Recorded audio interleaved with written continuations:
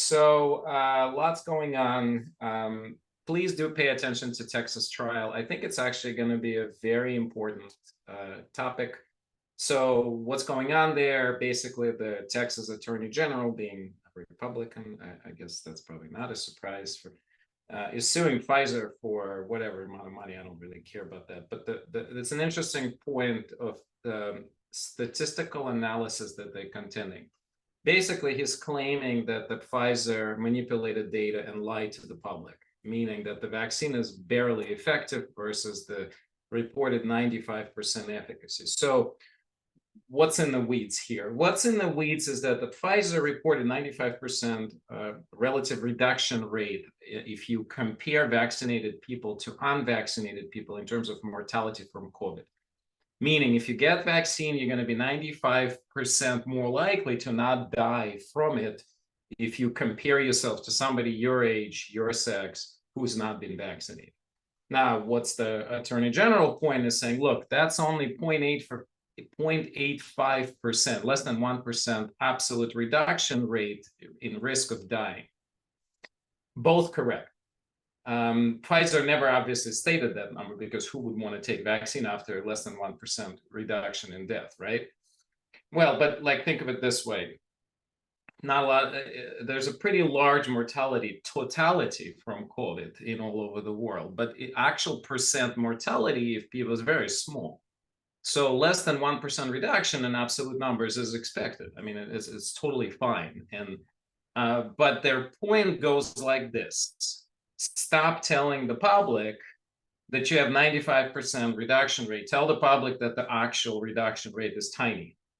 And, you know, it's a political clash. We're going to have to see how it's going to play out. If Texas wins, it's going to be a major setback because basically then this information is going to be everywhere stating the fact that, okay, your vaccine is not going to, chances are it's not going to do anything for you to save your life in the context of the global population and less than 1% reduction rate. So that's going to be really bad for vaccine if that happens. So you guys, my recommendation to everybody is just keep an eye on that trial.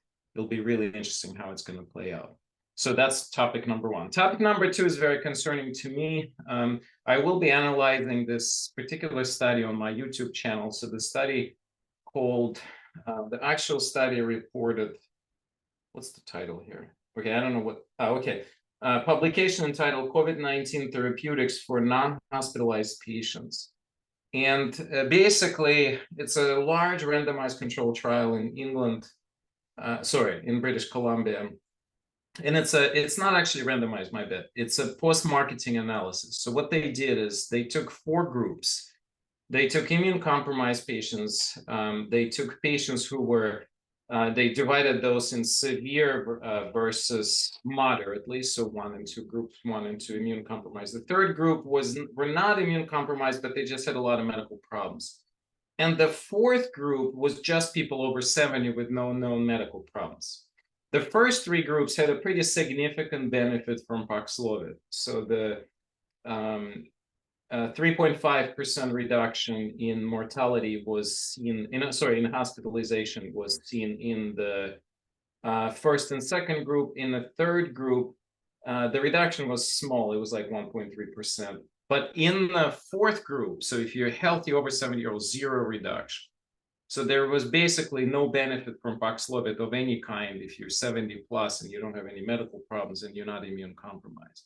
So I have to go deep into the data. It's very concerning for obvious reasons because we've been telling all of our patients over 65, please do get a Paxlovid.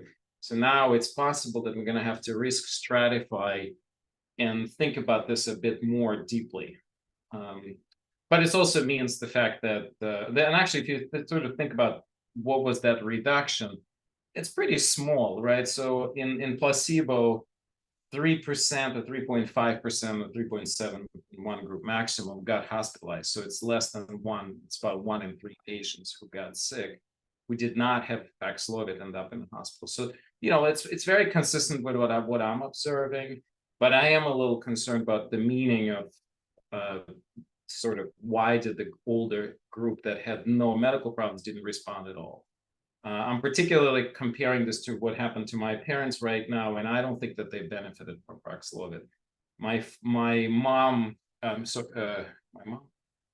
my father definitely had a mild rebound for about a week after he finished Paxlovid. So I'm going to have to research this deeper, unfortunately, because it shook my entire practice at how I prescribe Paxlovid. I used to give it to pretty much everybody over 50 without asking much of questions. So stay tuned. So basically, those are the two things I wanted to review today. I think Kathy submitted a question about, should I be getting RSV vaccine if I'm traveling?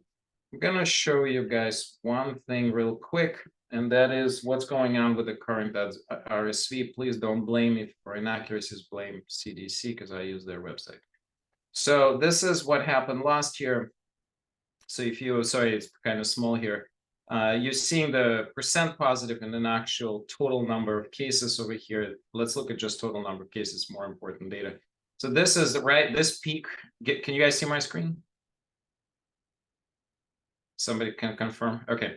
So so this peak falls, this big peak falls on mid-November 2022. What you're seeing right here, the peak began in the late September, and actually true rise over here falls on sometimes in the first or second week of October, and then it's pretty rapid here. So now this was published. This is relatively. Oh, wait, sorry, I just lost it. My bad. Second screen screwing me up. Bringing it back one second.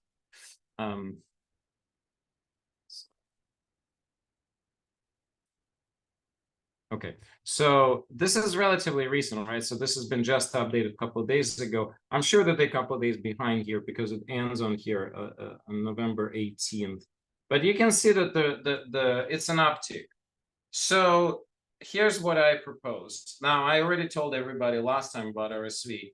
I only recommend it to people who have a very strong pulmonary risk, asthma, COPD, lung cancer, any chronic interstitial lung disease, any kind of chronic lung disease. If you're over 70, I would say, you have other medical problems and you're worried about it, go get it. Because basically we're just entering this peak. See, we're about halfway to it. I don't know how to look into particular countries, where let's say you're going to fly to, I don't know, Spain. How is this going to look there? I don't know. You could do that. You could look up and say, I'm going to be in Spain for a month. What will be my risk there? So you could do it that way too. All right. So that was the prepared question. I'm going to stop sharing and let's take a couple more minutes for me to do other questions, and we'll pass it on to Nyle. You know the drill. Drop the questions in the chat. If you're not the type who types, raise your hand. We'll get you on the screen to ask your question. And it's okay if there are no questions, because that will give Nyle more time. Don't be shy. While I'm waiting for questions, so I want to see a show of hands who would be interested in learning about ketamine as a treatment, not just for depression, but more for things like chronic pain, autonomic instability, long COVID, Lyme disease, all of those conditions. Anybody would like to? Okay, so one hand. Anybody else? Two. All right. I don't see a lot of action on that. Okay. All right. Three. Okay. What about four? Okay. So a couple of you. All right. So let's do that. We'll talk about that. And the second topic is yeah. Just a quick interruption. If anybody is interested in learning about ketamine, also just type it in the chat. Good point. Thanks. Great point. Let's do it that way. That's actually going to be less disruptive, in case somebody wants to unmute and ask a question. So the second topic I'm going to prepare is something called urolithin A or gallic acid. So those are the molecules that are being recently taught as the most newest longevity vitamins with a strong evidence, some of it published in JAMA. Anybody interested in that? To learn about this expensive new supplement called urolithin A. So if you're up, okay, so it's definitely not for ketamine. So we have like at least 5 or 6 people. What about urolithin A? Let me type it up so you can Google it. All right, we're doing ketamine, no worries. Okay, yes, the second option, okay. All right, okay. Well, since Elisa said yes, I'm gonna have to present it. Okay, so, well, I'm gonna do that anyway because I'm gonna put that on my YouTube because the data is becoming pretty strong. So I'm gonna have to discuss this. All right, so I think there was one question. My gerontologist said not to get RSV vax too close. Correct. That is correct. So, well, remember, I recommend strongly not to combine COVID vaccine. Actually, I recommend strongly not to combine any vaccines with each other, period. All vaccines should be separated by a minimum of 2 weeks. But very good point. Thanks, Elizabeth, for pointing that out. Okay, well, I don't see any other comments. I think we're making pretty good time. So, Nyle, thanks so much for being here. Floor is all yours, dear. Hi, thank you. Okay, hi everyone.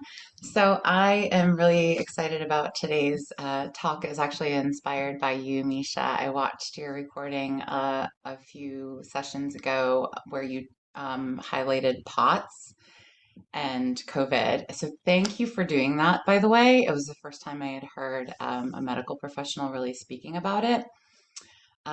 Just a little personal share. You probably didn't even know That is this, so but pathetic, right? That is so pathetic. Like, think about this. I How try not to think about it. right, we can get really frustrated. So I'm gonna shut up and Yeah.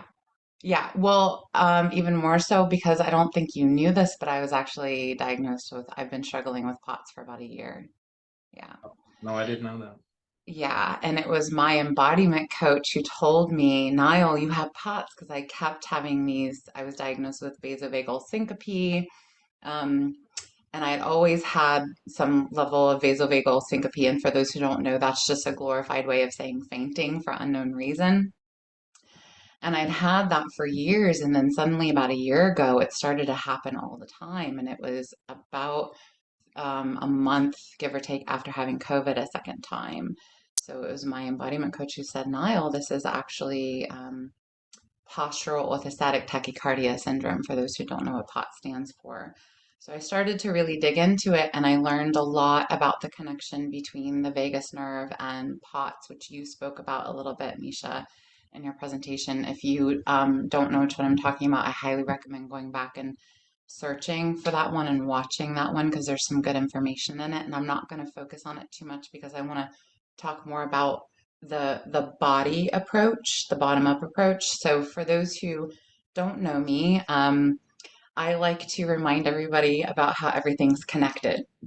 So I really bring it down into the body and get folks to look at holistic wellness from the bigger picture model, specifically talking about fascia or the fascial connections. So I'm going to talk a little bit about that now.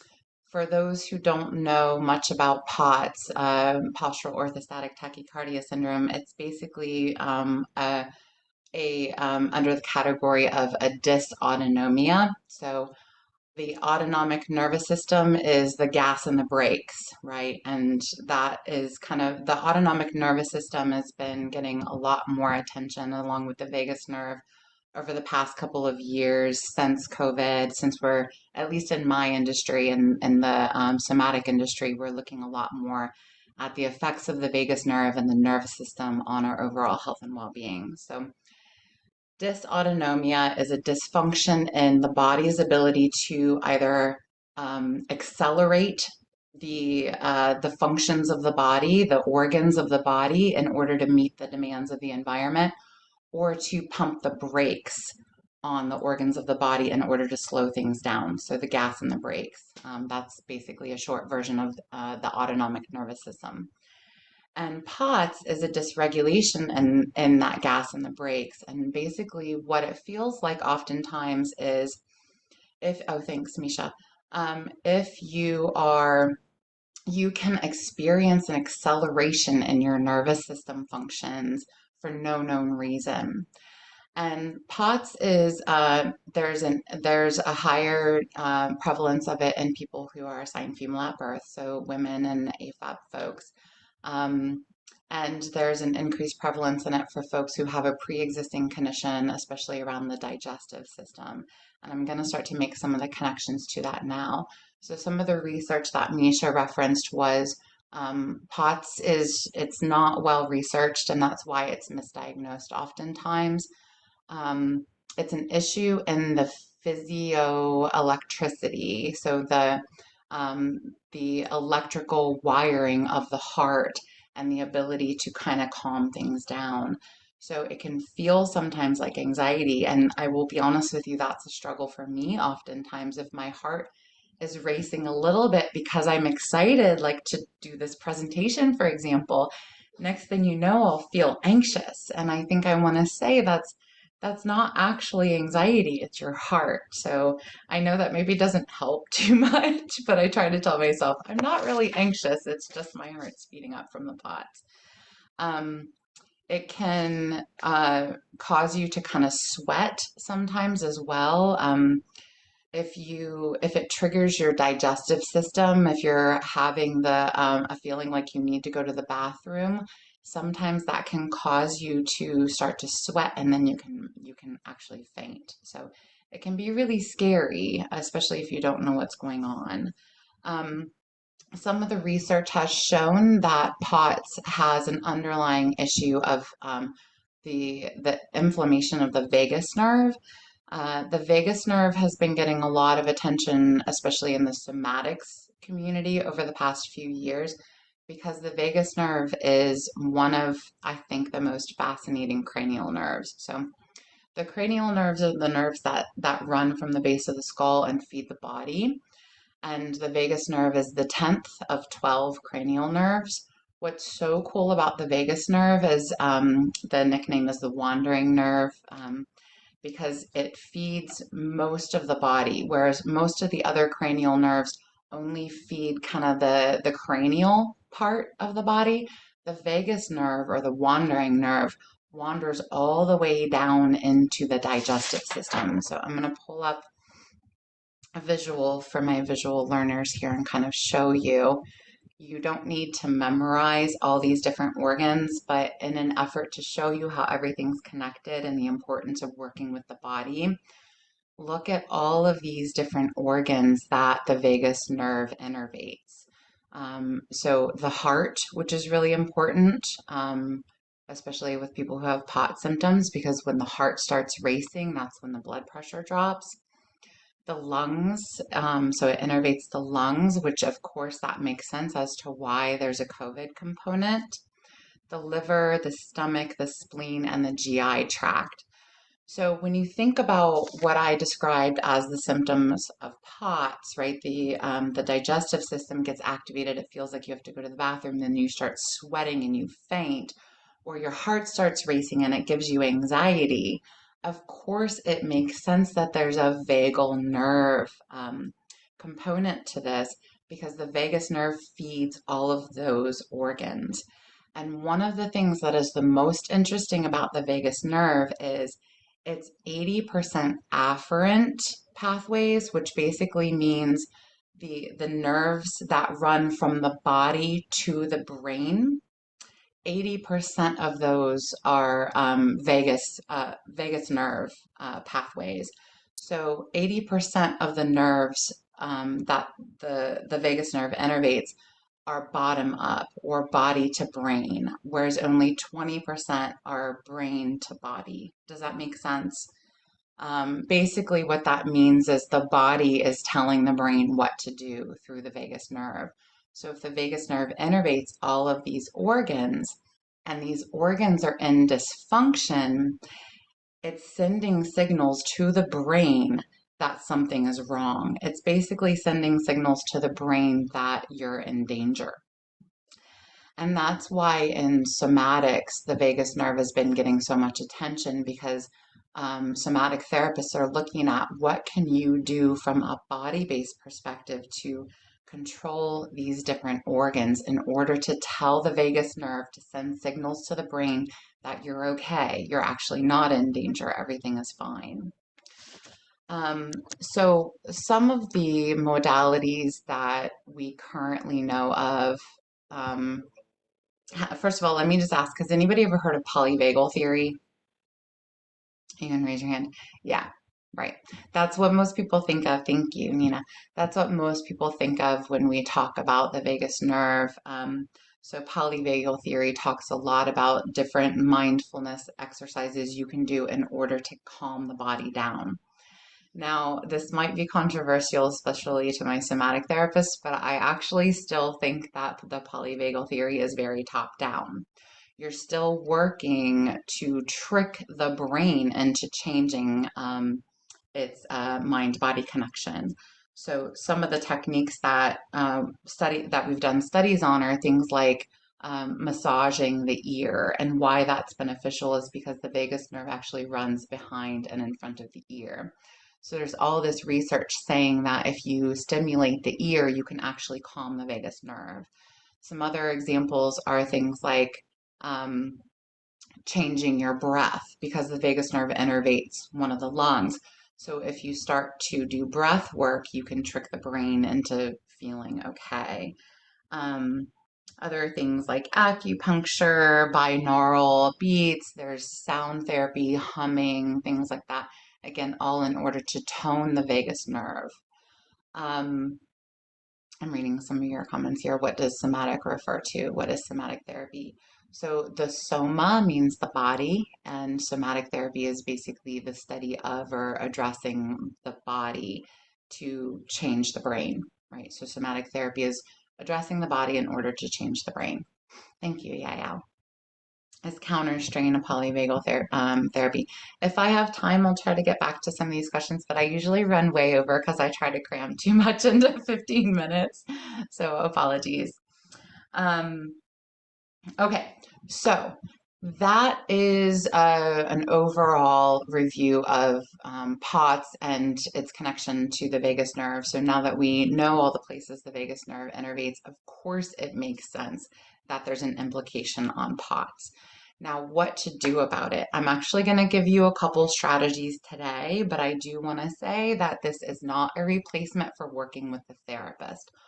There are some home treatments that you can do that can start to balance and regulate the vagus nerve, and in turn will start to balance and regulate the gas and the brakes, the autonomic nervous system.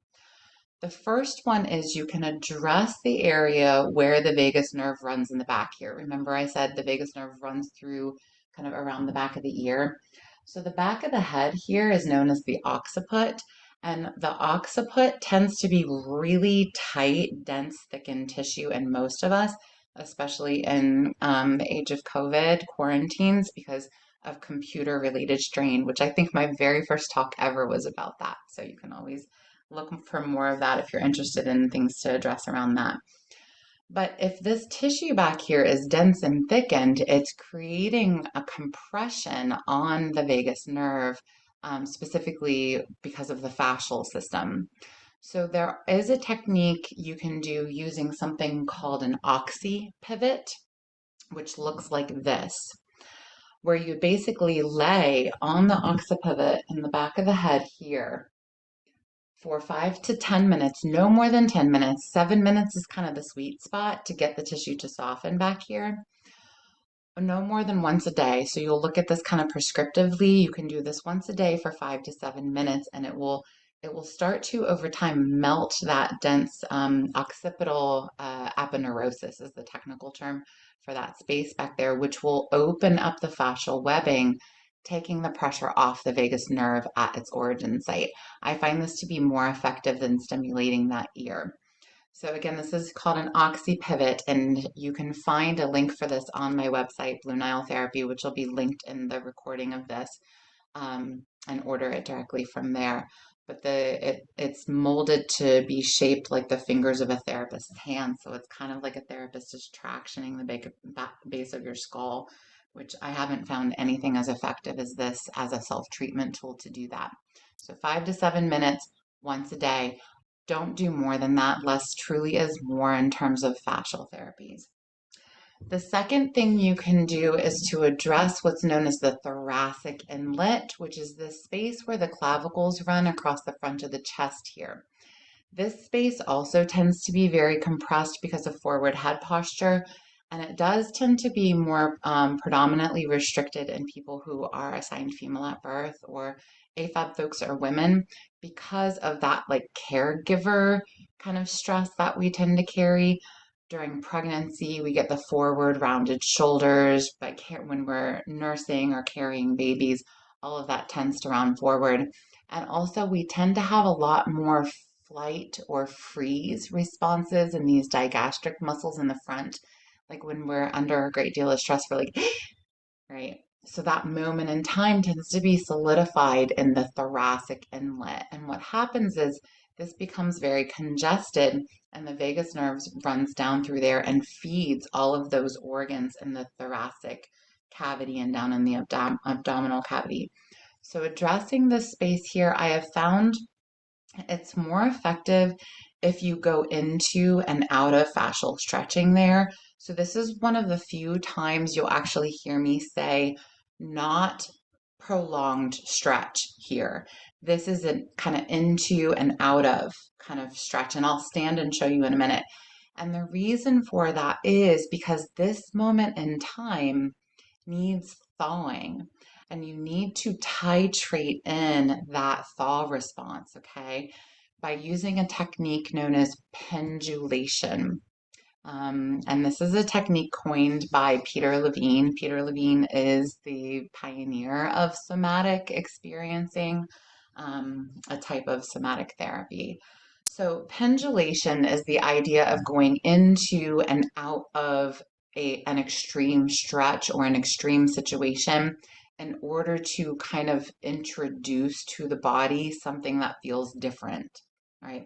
And this is what it would look like for the thoracic inlet. So I'm going to stand here, adjust my camera a little. There we go. And get her to, okay. Okay, so I'm going to do this standing, but I am just going to say to you a little disclaimer. If you have POTS, you do not want to stand quickly, because one of the classic characteristics of POTS is your blood pressure, your heart rate goes up and your blood pressure drops dramatically upon changes in posture, postural orthostatic tachycardia. So even with me just now, I absolutely feel a little dizzy in this moment. So you're welcome to try this with me standing, but if you know that you get that dizziness upon standing, you can definitely do it seated. There is a greater benefit in doing it standing because you can kind of get into the lower part of the fascial body here as well, where you saw all those other organs that are affected. So the technique for opening up the thoracic inlet here is you're going to bring your arm out to the side, elbow bent to start, palm facing up. Then you're going to look away from the arm that you're stretching and push that arm back a little bit. And so if you're standing, you can do a little rotation in your side body in the thoracic cavity as well and get into there more. Then you're going to back out of it. That's the pendulation part. So go into the full stretch, looking away from your elbow, pushing your elbow back a little bit. And if you have a doorway, you can even put your forearm in the doorway and lean against that a little, and then back out of it. Take a breath, lean into it, back out. Try that a few times, pairing it with your breath. So as you go into the stretch, you'll breathe in. As you go out of the stretch, you'll breathe out, looking towards your arm as you go out of the stretch. So slowly you can go into it a little more and then back out of that. And what this does is it does stimulate the vestibular system as well. It does a lot of sensory integration along with the stretching into where the vagus nerve is, all at the same time. If you have POTS, you might feel a little dizzy from this. You might feel a little sweaty, in which case sit down and try it. That's the modified version. If you're still feeling dizzy and sweaty, discontinue it completely. Then switch arms, do the same thing on the other arm, going into the stretch, breathing in and out. And you can do this just 5 or 6 times. I like to put my hand on my belly just to calm myself down. There's no other freezing really.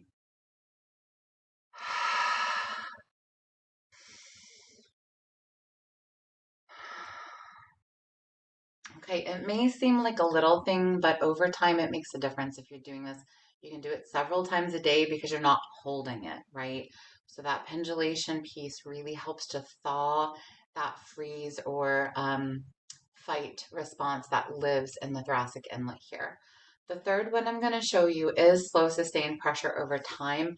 If you have low back injuries, do not do this one right now. I would need to supervise you before recommending this one. So for the third one, you're going to need a foam roller. So for the first one, you need a specialty tool. For the third one, you need a specialty tool. If you don't have a foam roller, you should. So you can go on my website again and get the exact diameter and density and all of that from my website, so you don't have to worry about which one. Get yourself a foam roller and you can do the technique I'm going to show you next. I would say this one is pretty intense, so no more than every other day. So for this third one, you're treating what's known as the respiratory diaphragm system. So I'm showing you three techniques that address kind of the dams or the horizontal flat fascial planes of the body where the vagus nerve has to run through. And these are three areas that are typically very tight in people, especially folks with POTS. And if we were to open these places up regularly, it would help the nerves to breathe. So this third place is the respiratory diaphragm, and this is where the vagus nerve runs through and feeds the digestive system. This is also a place that helps to tone the lungs. So treating this place will start to regulate the digestive system and tone the lungs, which will help with all of that autonomic nervous system dysfunction. So for the third technique, you're going to put the foam roller on a bed.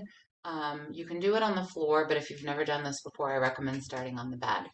You're going to want a pillow or even two pillows behind your head. If you have cervical issues, more pillows are better. If you have low back issues, don't do this right now. You can reach out to me and we can work together. It's not that you can't do it at all. I just think you need supervision. So for this one with the foam roller, you're going to put your elbows on the foam roller. Make sure your pillows are behind you. Bring your feet flat, knees bent, raise your bottom up and back down, and slowly lower yourself down onto the foam roller. The foam roller is going to line up with the base of the ribs. That's where the respiratory diaphragm sits. You're going to place your hands on your head for support and slowly start to lie back. If when you're lying back, it doesn't feel like you're up high enough, you need more pillows. Less is more for this one because you're going to be in it for a while. So if you want to fold your pillows over and start this way, you're welcome to. Then your palms are going to come out to the side, palms facing up, elbows bent. Why do we do that? It opens up the thoracic inlet. Remember that last stretch? That actually opens up the nerve complex in there. So bent elbows, palms facing up.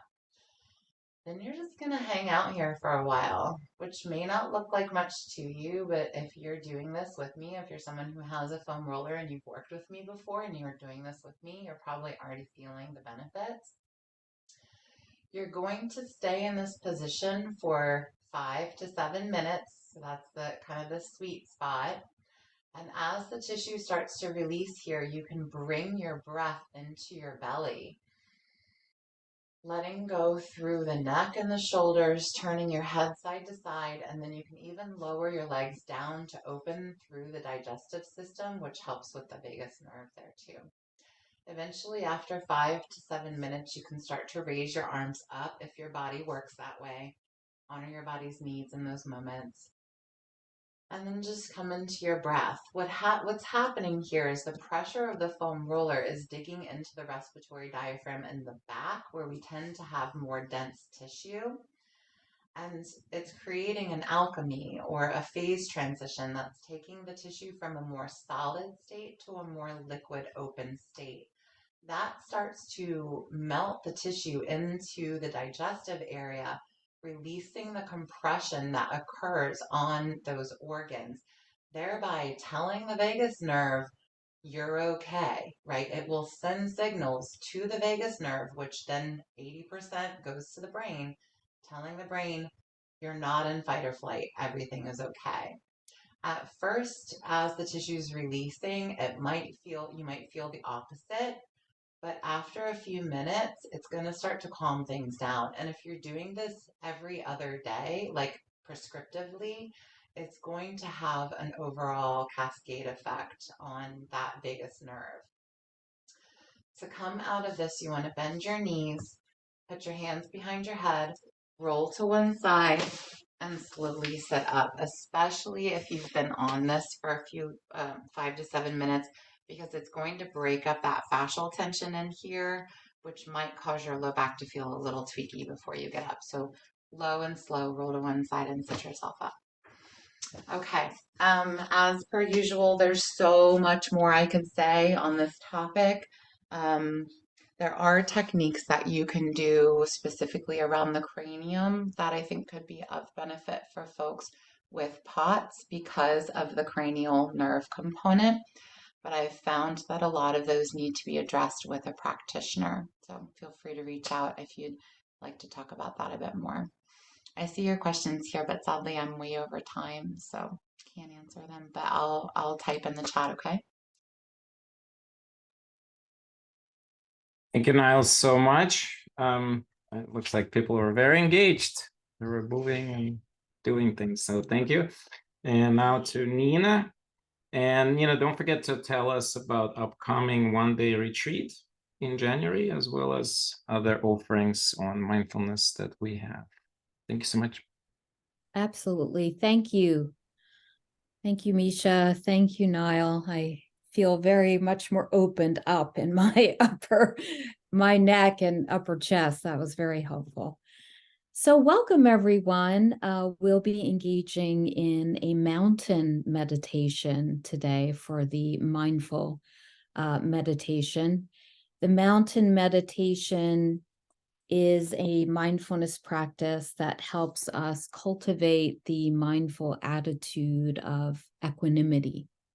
So equanimity is a state of stability and steadiness, calm amidst the ups and downs of our daily lives. It's often referred to as non-reactivity, that even-mindedness and balance, stability, steadiness, and it gets us in touch with things that we have no control over so that we can put our attention and efforts on where we do. You can think of the mountain as a symbol of equanimity because internally the mountain is, if you cultivate this experience of feeling like a mountain, a great mountain, it's stolid and stable, undisturbed by the changing seasons. And so to get started with this mountain meditation, I'd like you to get into a mindful posture. So just sitting upright and comfortable. And to help us now transition into the present moment, you can start to feel your breath. So let's take a deep breath in through the nose and out through the mouth. Let it go.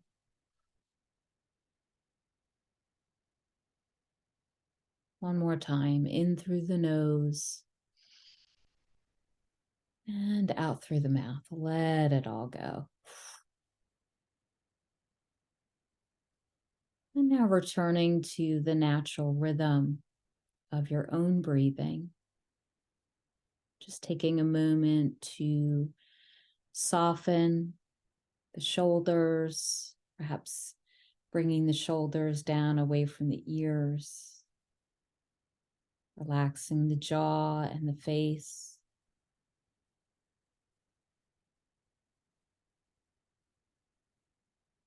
Starting to notice the support that you have beneath you of the chair or the cushion.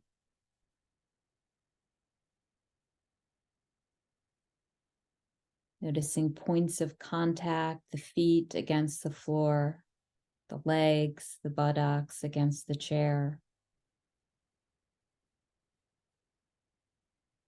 Noticing the hands perhaps resting on your lap or wherever they're making contact to ground you, to feel that stability, to feel a sense of poise, starting to more and more sit tall and stable like a mountain. And you can have your eyes closed or simply softly looking downward.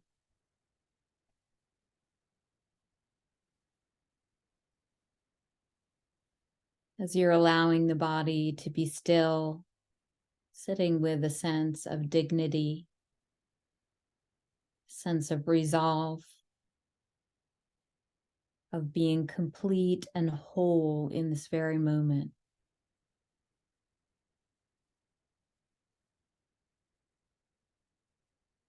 Feeling your breathing, perhaps at the belly or the chest, as each breath comes in and as it goes out, moment to moment.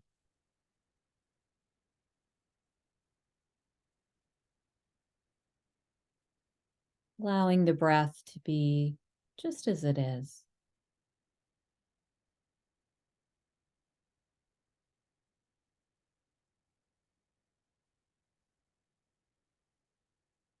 Meeting yourself with kindness and openness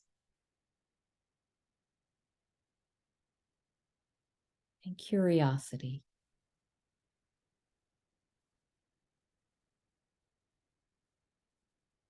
And now start to form an image in your mind's eye, imagining the most magnificent or beautiful mountain you know or have seen, or can imagine, letting it gradually come into greater focus. And even if it doesn't come in as a visual image, allowing the sense of this mountain and feeling,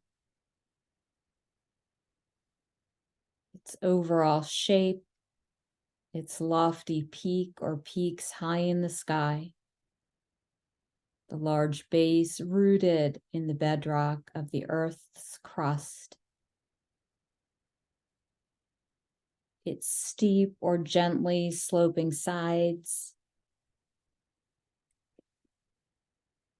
noticing how massive it is, how solid, how unmoving, how beautiful, whether from afar or up close.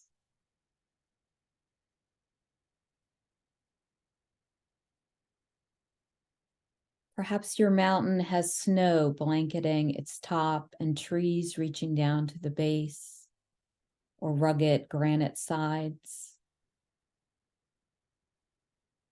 There may be streams and waterfalls cascading down slopes. There may be one peak or a series of peaks, or with meadows and high lakes.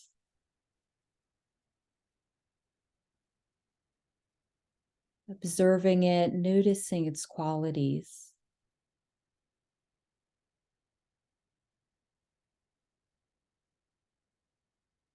Seeing if you can bring the mountain into your own body, sitting here so that your body and the mountain in your mind's eye become one.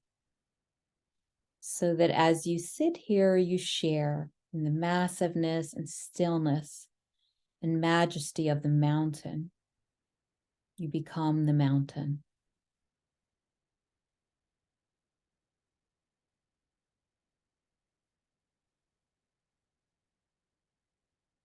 Solid and stable with each breath as you continue sitting, becoming a little more a breathing mountain, alive and vital,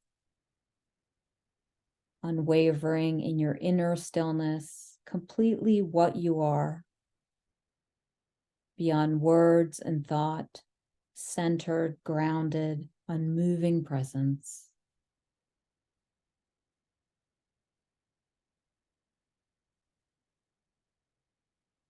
And as you sit here, becoming aware of the fact that as the sun travels across the sky, The light and the shadows and colors are changing virtually moment by moment in the mountain stillness.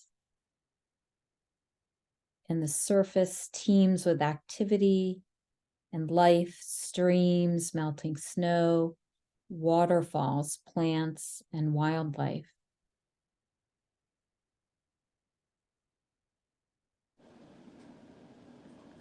The mountain sits, seeing and feeling how night follows day, day follows night. The bright warming sun, followed by the cool night sky, studded with stars, and the gradual dawning of the new day.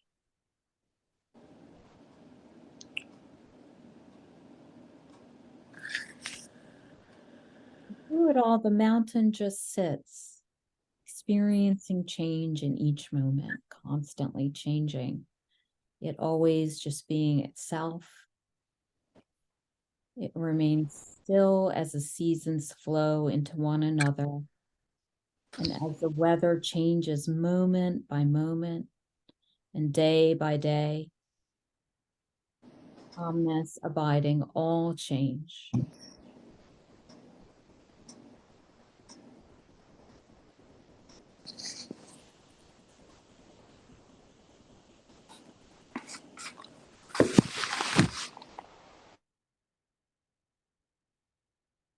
In the summer, there is no snow on the mountain, except perhaps for the very peaks or in crags shielded from direct sunlight. In the fall, the mountain may wear a coat of brilliant fire colors. In winter, a blanket of snow and ice. In any season, it may find itself at times enshrouded in clouds or fog or pelted by freezing rain. People may come to see the mountain and comment on how beautiful it is or how it's not a good day to see the mountain, that it's too cloudy or rainy or foggy at dark. None of this matters to the mountain, which remains at all times its essential self. Clouds may come, and clouds may go. Tourists may like it or not. The mountain's magnificence and beauty are not changed one bit by whether people see it or not, seen or unseen in sun or clouds, broiling or frigid, day or night. It just sits being itself.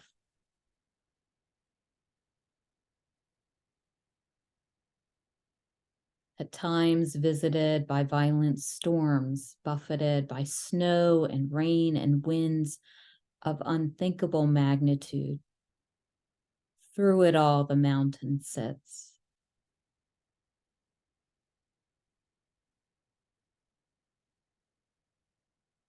Spring comes and trees leaf out. Flowers bloom in the high meadows and slopes. Birds singing in the trees once again. Streams overflow with the waters of melting snow.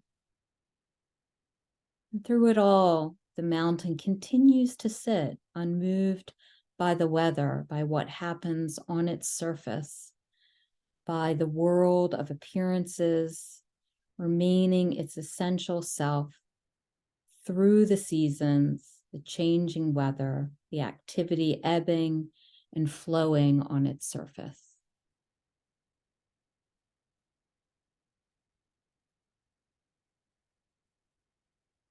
And in the same way, as we sit in meditation, we can learn to experience the mountain. And we can embody the same centering, unwavering stillness and groundedness in the face of everything that changes in our own lives over seconds, over hours, over years.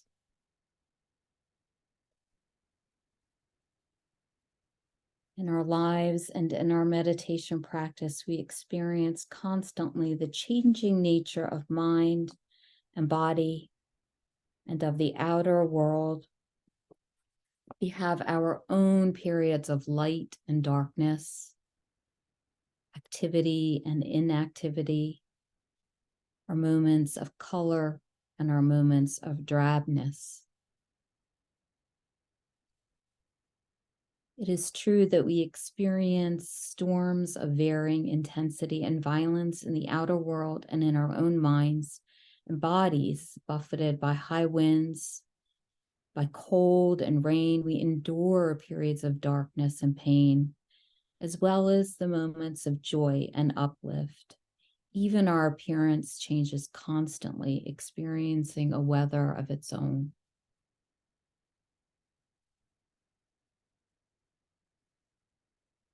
And we can remember by becoming the mountain, whether it's in our meditation practice or in our daily life, we can link up with that strength and stability and adopt them for our own.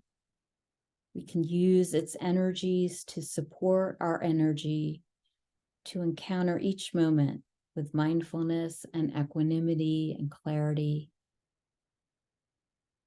Can help us to see that our thoughts and feelings, our preoccupations, our emotional storms and crises, even the things that happen to us, are very much like the weather on the mountain. We tend to take it all personally, but its strongest characteristic is impersonal. The weather of our own lives is not to be ignored or denied.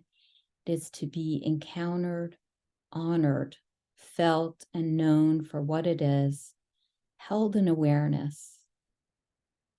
And holding it in this way, we come to know a deeper silence and stillness and wisdom. Mountains have this to teach us and more if we can let it in.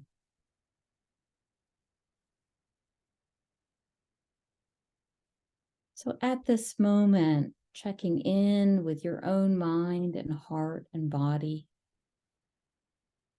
and seeing if there is any sense of balance, equanimity, and peaceful here. Inviting it in. Opening up to this possibility.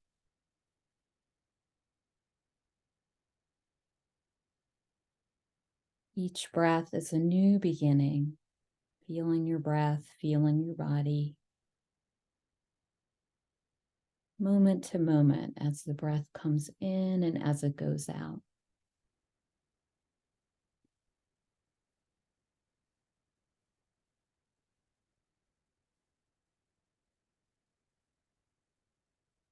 And as this meditation comes to a close, may you take this sense of equanimity and peacefulness and strength and this knowing, inner knowing of the ebb and flow of life with you. So you can start to lift your gaze or open the eyes. Looking around the room that you're in, colors and shapes. And then gently, as you're ready, bringing attention back to my voice in the Zoom room. I'll come back and thank you for joining me in that meditation. Want to share that we will be having a mini mindfulness online retreat. My fellow mindfulness-based stress reduction teacher, Cynthia Powell, and I will be offering that on January 21st. It's in the afternoon from 1 to 4. And Janet will provide the link. And then also the next 8-week MBSR mindfulness-based stress reduction program will start on February 2nd. So both of these in 2024. Thank you. Thank you, Nina, so much. Next week, it will be Victoria and I will be talking about, Victoria's going to be doing mindfulness, and I think I'll cover I'll take 1 or 2 topics next week. I'm probably going to talk about ketamine and maybe broader as just generally what we called a PAP, psychedelic assisted therapy, or PAT. So we'll talk about that probably. Nina, Nyle, as always, thank you guys so much. Love you. We'll see you at some point soon, I think. Nyle, did you put your link in the chat to make sure that folks can find you if they choose to do so? Sorry, it's BlueNileTherapy.com. I'll put it in right now. Thank you. Resources for the link to the OxyPivot is what it's called. Great. And if you forget about what Nina talked about, you just go to GWAM.com and you'll find the retreat and the MBSR class there. With that, stay warm, stay dry. It's not pleasant outside, but don't forget, the nature has its beauty no matter how it looks and how it feels, and maybe sometimes a little bit of cold is not so bad for us. So enjoy the dark days. They're still beautiful, like the bright ones. There's always a light, even in the middle of the darkness. I'm quoting a Rumi, famous Sufi poet. See you next Friday. Bye, everybody. Hi, thank you.